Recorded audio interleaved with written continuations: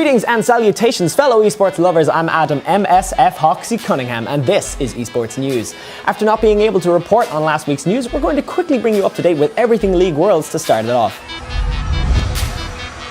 With the group opening week done, we moved into day 5 of Worlds with Group B, duking it out, and here are the results. The first game saw North America's Immortals fall to the Urgot and Kane picks of the inventive Gigabyte Marines. The number 1 Korean seed Longju took on EU's Fnatic, and LZ took the win at 31 minutes. When we got back on the stage, we joined the ever-heated EU versus NA Fnatic versus Immortals, and in this case, it was EU to bring the win home, keeping Fnatic in the run for the semi-final qualifications. Gigabyte Marines made Longju sweat in an incredible display of teamfights and decisive playmaking, but from an 11,000 deficit, LZ proved their makings of being world champions and fought back for the win.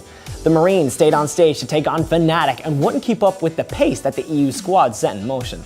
Longzu went in for their perfect run in the group stage up against Immortals and did just that, ending the groups at a perfect 6-0. With 3 teams in the running for second place in the group, Fnatic went up against Immortals one last time. With nothing but victory in their eyes and only giving away 2 kills in 27 minutes, Fnatic went on to play GBM for the decider. With everything to win and lose, both teams gave it their best, with Gigabytes playing their first full meta draft and gold was dead even at 25 minutes. Missed opportunities and capitalizations eventually had Fnatic earning second seed. Day 6 in Wuhan hosted Group C with G2 versus the hometown heroes Royal Never Give Up to get us warmed up. To everyone's surprise, and to quote Cast Quickshot, G2 demolished RNG in a 27-minute game and blew their group wide open. Samsung Galaxy took on 1907 Fenerbahce in Game 2 and eliminated the wildcard from the standings. Samsung stayed on to go against Europe's number 1 seed. Beautiful combos, incredible casting, and calculated aggression flourished the game, but SSG put another win on the board for themselves. Fenerbahce then played a game of pride against G2. The game was surprisingly one of the most intense games of the day, but G2 were the ones walking away the victors. With first and second place on the line, it was China versus Korea. RNG kept the dominant form from their prior games and took first place, beating Samsung and keeping the fans on their feet. The balancing act of Group D continued on day 7, spawning off with EU's Misfits versus the Taiwanese Flash Wolves. A slow but methodical game was played by MSF, and they eliminated the Wolves. Team World Elite took on the NA representatives Team Solo Mid. Win was spelt with a WE this game, and the LPL rolled over TSM in under 25 minutes. With the weirdly spelt win in their pocket, Team WE went up against Flash Wolves and kept the home crowd cheering, racking up more wins under their belt in dominant fashion. Another NA versus EU clash went down on the Rift in the form of TSM and Misfits. With a Yasuo and Blitzcrank in the draft, EU started strong, but TSM showed more determination to win and put another mark on the board for North America. Game 5 spotlighted TSM versus Flash Wolves. With nothing but proving the world that they had a game to bring to the table, Maple and crew came out the game swinging and crushed an unprepared TSM, creating a major upset in the standings. Though a repetitive theme started to form with every game involving MSF being a very entertaining and exceptional one, WE eventually took the win, solidifying first in the group. And then it all came down to the final game to decide second place between Misfits and Team Solo Mid. More true colors start to show from the European squad as they methodically picked apart TSM's game plan while driving home their own, taking second place in the group with an almost perfect game. With 6 positions already chosen for the quarterfinals, it was time to decide who was going to take the last 2 spots. Enter Group A. The first game already proved that anything could happen and all cards were on the table as AHQ made the gods in the form of SK Telecom bleed, not giving them a chance to catch their breath and taking a win. Edward Gaming stepped up to the plate versus North America's Cloud9, but by minute 9, the winner was clear, as EDG rolled on from there, claiming 22 kills and only giving away 6. EDG continued their steamroll into their game versus the Taiwanese representatives AHQ, keeping their home crowd alive. In a classic from last year's Worlds, it was SKT versus C9. The North American squad fought well, but SKT kept their foot on the macro accelerator and backdoored a victory. With 3 teams in the group at 2 wins and 3 losses, the next 2 games would decide if people were staying late in the stadium or going home on time. Cloud9 took on AHQ in what has to be considered a very curious match, as AHQ played scared, letting C9 play the game they wanted to, getting the sweet, sweet win. With that declared, all the NA fans had eyes on the next game, SKT versus EDG. At 30 minutes, SKT hadn't a kill on the board and only 2 minutes to Edward Gaming's 8. SKT pulled an SKT, however, one fight turned around the whole game in their favor. SKT and C9 were the last to enter the semi-finals lineup. Join us, won't you, as we tower dive into the beautiful city of Guangzhou, China. With the quarterfinals lineup decided, the first best-of-5 series to get the sparks flying was the Korean 3rd seed Samsung Galaxy versus the Korean 1st seed Longzhou Gaming. The first game was a back and forth from minute 6, with kills being traded left and right. BDD kept a lockdown on Crown, while Khan was allowed to do his thing on Jax in the top lane. It was Kuve, however, who kept the teamfights and objectives swinging in Samsung's favor, and after 44 minutes, SSG took Game 1. Game 2 displayed Samsung on confident ground. Faster calls, better rotations, and adrenaline-fueled teamfights constantly had SSG coming out on top. A quick and clean Game 2 went their way in under 30 minutes. Game 3 had Longzhou with their backs against the wall. Being the first seed out of their region meant nothing anymore, and a reverse sweep had to start now or never. With Crown whipping a Lissandra pick out of the air, it took some time for Longzhou to adjust. By 33 minutes, it would be an extended and calculated teamfight in Longzhou's red side jungle that decided the winner, and it was Ruler resetting on Tristana and Crown's ability to dive the backlines that solidified the third and final game of the series. Samsung Galaxy powers headstrong into the semi-finals. The second series to watch would be one that had the whole world talking. EU West's Misfits versus defending world champions from Korea, SK Telecom T1. Game 1 showed no surprise for anyone. SKT had the Nexus in their eyes and continued to claim and kill anything between it and them. In Game 2, Misfits decided to go ham or home, drafting a Blitzcrank into the bot lane.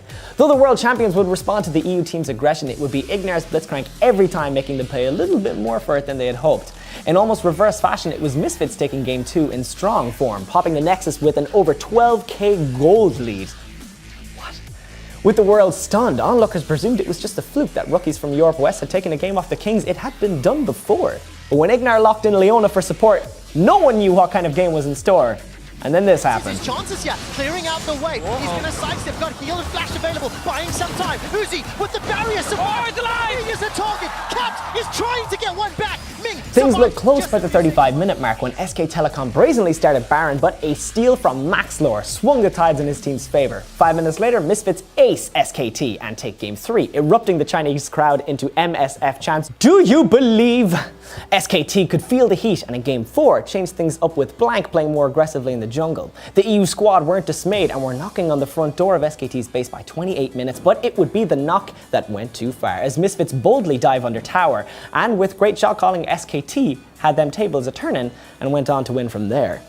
Game 5, the game no one expected to exist, started off great for the Korean representatives. Power of Evil on his classic Syndra pick wasn't making it easy for them, however, proving difficult to gank and even turning heads with some kills that displayed talent and confidence. Just reaching 37 minutes, SKT's Blank steals an Elder Dragon from under Misfits and proceed to take one kill at a time all the way to the Nexus before it exploded, ending one of the most memorable series in World's history.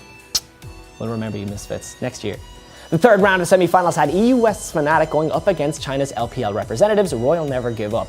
I won't sugarcoat it, alright? I'm gonna be real with you. This entire series is worth watching. I will say not for the reason of it being an amazing or close series, because it was, but because it was everywhere. I won't go into detail about it here, but if you haven't checked these games out, do. Disclosure done? Time for Game 1. With Reckless pulling out a classic pick in Sivir, the game at 25 minutes was going blow for blow, with both teams neck and neck in gold. The back and forth showed that RNG were kings of the seesaw as they took Game 1. Game 2 had Fnatic starting off strong, showing the will to win with aggressive picks and playstyles in Reckless on Vayne and Caps on Talia. But the aggression didn't prove enough, and just cresting 45 minutes, Royal Never gave up, and we're heading into Game 3 for the potential clean sweeps. And boy did Game 3 deliver. Now this was easily a game that was rounded out by who could make less mistakes. Questionable calls, unsure team fights, lagged responses. Twitch chat had a field day. The fiesta went on for almost 55 minutes before Fnatic, in classic Fnatic fashion, last hit the Nexus in between the enemies throwing everything at them. Game 4 started off with a few head scratchers, as some picks and bans for Fnatic weren't sitting well with the fans. More heads joined the queue to be scratched from there as extra chinks in the armor became clearer for the Fnatic roster, and RNG were quick to punish. By mid-game, Royal were starting to show more coordination and confidence in their fights, but it would take 39 minutes before a 5-man Cataclysm and Uzi's Twitch rating hell on the Fnatic roster before the Chinese representatives grabbed their spot for the quarterfinals. To round it all out, the last day of the semis had fans of every region tuning in, as it was North America's Cloud9 versus China's team World Elite. Jensen drafted Aurelion Sol for the first time in his professional career to be the roaming playmaker from the mid lane, and he did not disappoint. Not one fight took place on the map without his influence, and WE found it hard to reply. Though Jensen had the voice of light, it was Mystic who had the voice of Doggo, melting through the front and then back lines of Cloud9, securing the first win for the LPL representatives. Cloud9 entered Game 2 with a plan, locking in Singed for impact in the top lane. Seeming as if they'd played this composition a million times before, C9 kept WE off their toes. An intense and well-played game by both sides ensued, but it would be North America's time to put a tick on the board. Acting as if last game never happened, Impact was able to get his hands on Singed once more in Game 3, and World Elite didn't seem to be fully with it in their response, won't lie. Some incredible plays from the North American bot lane didn't allow room for outplay for the opposition, and they executed on their plays perfectly. If the tempo changed, it was only for C9's acceleration. In just under 25 minutes, Sneaky's Tristana was 6-0 and Cloud9 claimed the rift. The series was quickly turning into a collection of things you wouldn't expect to say, and Game 4 was no different. In no time at all, WE bot lane became a force to be reckoned with. Though C9 fought back, it was incredible plays performed by Ben on Rakan, Condi on Jarvan, and Mystic being Mystic that eventually brought the series down to one last game. The last round of the semi-finals had already everything on the line, and both teams were ready to take the bow at the end as the winners. Somehow, Team World Elite managed to get hold of Kog'Maw, Janna, and Galio. 32 minutes of nail-biting went on, and though it started well for the NA, Mystic could not be stopped. Constantly skirting fights and taking names while his brothers in arms 957 and GA kept him safe, also putting in their own show. Team World Elite took the game and became the last team to slot into the semi-finals. The semi-finals of Worlds will take place on Saturday, October 28th. SKT will test the limits of a World's ability to never give up, while on Sunday, will the team representing a world of elitism go on to the finals, or will it be swallowed by the Galaxy? That's Team WE versus SSG. South Korea, the nation which from the very beginning has had arguably the most successful Overwatch esports program and following globally, successfully concluded the 4th season of their premier tournament for the sport this past week. OGN Overwatch Apex. To summarize the results, though we highly recommend going and checking the games out for yourself, Cloud9, Kongdu, GC Busan, Runaway, and NC Foxes were the teams to find themselves at the top of the standings when group stages wrapped up. Both GC Busan and Runaway showed themselves to be the top dogs in their semi-final matchups against Cloud9, Kongdu, and the NC Foxes respectively, claiming their spots in the finals, 4-0. Licking their wounds after such thorough losses, Cloud9, Kongdu, and NC Foxes found they still had a bone to scrap over and showed their best to find a 3rd place tournament finish, a matchup from which C9 Kongdu emerged victorious with 4-0. The best of 7 finals between Runaway and GC Busan was a tight affair, going all the way to the 7th map.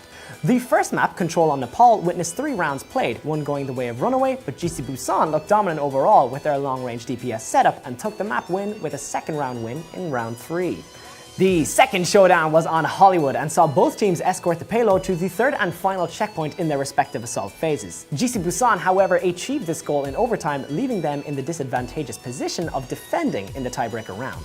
Runaway made good use of their attack window and smashed the GC Busan's defenses to claim the map win. Map 3 went to the glorious Hanamura, where we witnessed both teams struggling against Spawner's advantage on 2nd point during their attack phases. Runaway, assaulting first, did eventually manage the full cap of 2nd point, but GC Busan were unable to replicate this performance, managing only 2 of 3 ticks, sending the map Runaway's way. Behind in the race, GC Busan proved they had a plan to throw a spanner in Runaway's works, picking Gibraltar for map 4. Mirroring the dive tank and DPS composition of Runaway, GC Busan really began to show they could outplay their opposition at their own game, proving the dominant party in both their defense and attack phases, taking the map win handily. For map 5, Temple of Anubis was Runaway's pick. GC Busan, again sporting the Genji Tracer, made it all the way through to capture point B successfully. For Runaway's attack, they brought out Cox on Reaper to give them the edge, a pick that gave them point A with their first push, but proved blunted by GC Busan at point B, leaving GC Busan the winners of map 5. With things really heating up, Runaway put on a strong defense against Busan's assault phase on Dorado, allowing the attackers only 2 of the 3 checkpoints. Runaway then lived up to their name and ran away with things in their own attack, making the yellow box a victory with flashy play and plenty of time to spare. Map 7, Eichenwald. The old castle became the grounds for yet another final stand. GC were on the match first and were met with staunch resistance from the side of Runaway, but were able to make both escort checkpoints in overtime. An impressive display of stubborn determination from Runaway looked to replicate the efforts of GC Busan in making checkpoint 1 in overtime, but mistakes were made. Call it a C9, but Winston can jump too high for his own good sometimes. He's smacking them all the way. He has to jump up in the air. He doesn't come down in time. Does he know? GC Busan took the first place trophy with 4 map wins to Runaways 3, leaving Runaway with their second place in Apex history. In other news, APAC Premier, the international segment of the Overwatch Premier Series, kicked off on the 19th of this month. As of today, the 23rd, these are the group stage standings. In Group A, MVP Space sits comfortably at the top of the pool, having won all 3 of their series matchups with 10 maps won, only 2 going the way of their various opponents. Flash Wolves come in second on the board with 2 of their 3 matchups won and hold a good position with 7 maps of their 12 played won. Vici Gaming sits at third with more losses than wins, but they're not quite at the bottom of the pack, with Envision Esports placing below them with only 2 map wins to 10 losses. Leading Group B are the Africa Freaks, winning all 3 of their 3 matchups without a single map loss. Talk about domination. Coming in second on the board is Blank Esports, who've won 2 of their 3 matchups but break even in map wins to losses at 6-6. Third on the board is Miracle Team 1, who don't seem to be working any just yet. They've won a single matchup out of the 3, but still sit well behind in their map win-loss ratio with 4 maps to 8 losses. Coming in last on the board is AHQ Esports Club, who have lost all 3 of their matchups and taking only 2 maps their way out of 12. Here's a good one. Blizzard China has engaged in a legal confrontation with the developers of an iOS mobile game called Heroes of Warfare on grounds of China's unfair competition law.